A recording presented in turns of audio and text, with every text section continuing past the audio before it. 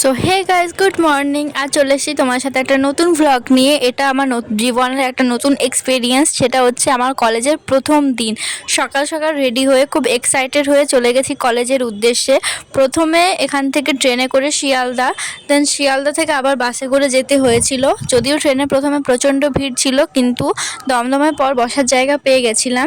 আর তোমরা যারা কলেজে ভর্তি হলে সকলেরই তো আজকের থেকে ক্লাস ছিল, তো তোমাদেরও নিশ্চয়ই প্রচণ্ড এক্সাইটেড লাগছিল।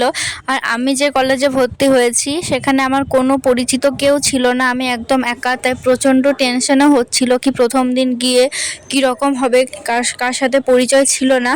যদিও ভেরিফিকেশনের দিন গেছিলাম, কিন্তু ভেরিফিকেশনের দিনে সেরকম কারোর সাথেই পরিচয় হয়নি।